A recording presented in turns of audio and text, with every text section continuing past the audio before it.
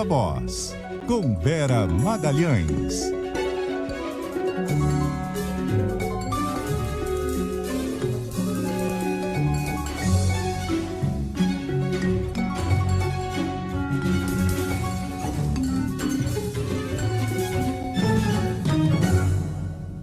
E aí, Vera? Boa tarde, Sardenberg, Leandro, todos os nossos ouvintes e espectadores. Oi, Vera, boa tarde. Bom, ainda estão lá discutindo o relatório final da CPI, mas já fizeram lá uns arranjos, né? Um deles foi incluir o governador do Amazonas e lá pelas tantas o senador Renan falou o seguinte: eu tenho uma surpresa para o senhor, senador Reis, o senhor está entre os indiciados. Pois é. Não, falou, eu tenho um presentinho para o senhor. Presentinho para o senhor. Pois é, Sardenberg, o senador Reis abriu a fala dele de novo, né, defendendo tratamento precoce, kit Covid, dizendo que isso não era conflitante com as vacinas, que tem médicos que comprovam, citando estudos que já foram desmentidos. E aí foi o senador Alessandro Vieira quem sugeriu que ele fosse indiciado. Disse: se nós estamos indiciando o presidente da República justamente, entre outras razões, por negacionismo e por difundir fake news, por que vamos poupar um dos nossos? E aí o senador Renan Calheiros falou que ia dar esse presentinho e incluí-lo entre os indiciados, sendo ele o 81º indiciado no relatório do senador Renan Sardenberg. Mas eu acredito que os senadores ainda vão negociar esse ponto e tentar retirá-lo. O próprio senador Omar Aziz, que é o presidente da CPI, não se mostrou muito convencido dessa ideia de indiciar um senador. Ele acha que pode causar mais confusão e mais dificuldade para aprovar de vez o relatório. Ele está querendo simplificar as coisas. Eu vi ele falando: nós vamos ficar o dia inteiro aqui, já vi tudo. Está meio dando sinais de impaciência, querendo terminar logo essa CPI que já durou 6 meses, Sardenberg. Não é só ele que está querendo terminar logo, não, né? Agora, o governador do Amazonas fica, né? Fica. Ontem teve um jantar para decidir essa questão, essa e outras que causavam controvérsia. Era um ponto ali pelo qual o senador Eduardo Braga fez muita questão ali. Ele queria o indiciamento do Wilson Lima, que é seu adversário no estado. Ele vai ser candidato a governador no ano que vem, então vai ser adversário do governador que é candidato à reeleição, e para ele era um ponto essencial que constasse o indiciamento do governador Wilson Lima. Qual a dificuldade para fazer isso? Ele não foi de fato investigado, ele conseguiu uma decisão do Supremo Tribunal Federal, segundo a qual governadores não podem ser investigados por comissões parlamentares de inquérito.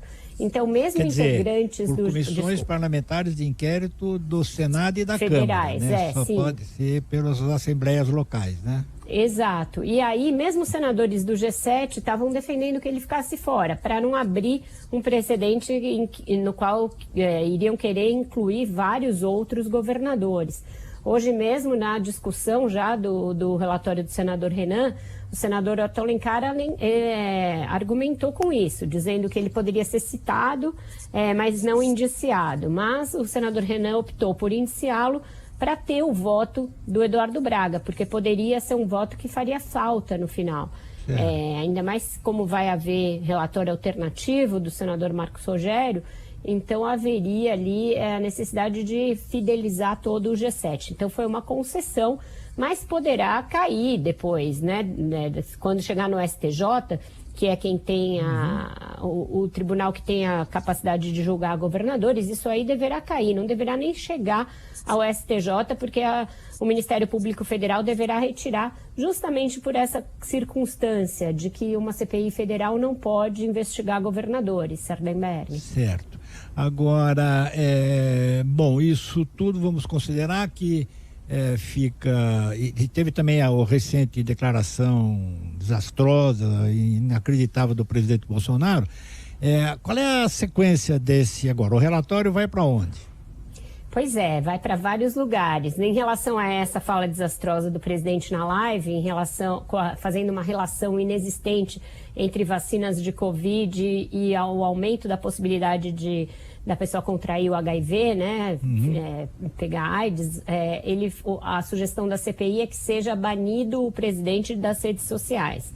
Me parece algo que não vai ter muita consequência. Não acredito que o Ministério Público vá levar adiante um pedido dessa natureza. Então é algo para cair no vazio, assim como algumas outras recomendações da CPI deverão cair no vazio quando chegarem na Procuradoria-Geral da República, Sardenberg. O relatório tem vários escaninhos nos quais ele vai ser depositado, né? O Tribunal de Contas da União é um, a Procuradoria-Geral da República é o principal deles e as seções estaduais do Ministério Público. Também tem vários projetos que vão ser derivados da CPI, que, portanto, terão de ser analisados na própria Câmara e no Senado. Então, projetos de lei, propostas de emenda à Constituição, tem uma série de iniciativas legislativas que sairão dali.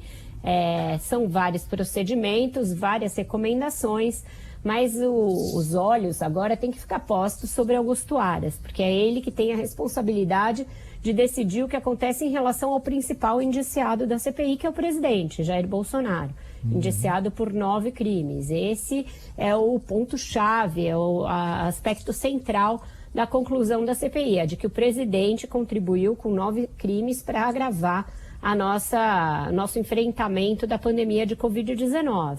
Então, é essa conclusão que está sujeita ao escrutínio de Augusto Aras e a gente sabe que ele tem dado várias decisões muito em linha com o presidente que o reconduziu ao cargo. Então, aí é a principal batalha que vai ser travada a partir de agora, ver o que o Augusto Aras vai fazer com o relatório da CPI, se vai fazer dele uma letra morta e arquivar absolutamente tudo que diga respeito ao presidente, concentrando eventualmente uma coisa em outra em algum ministro, ou o Ministério Público mandando para outras instâncias coisas relacionadas ao Pazuello, que é ex-ministro, ou se ele vai acatar alguma das recomendações em relação ao presidente Bolsonaro, Sardenberg.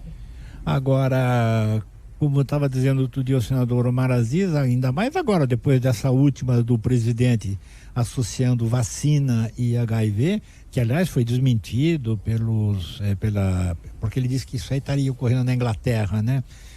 E a própria OMS já deu uma nota dizendo que é um absurdo, que não tem nada a ver uma coisa com outra. Bom, enfim, depois disso vai ficar difícil para o Aras simplesmente jogar tudo na lata do lixo, né?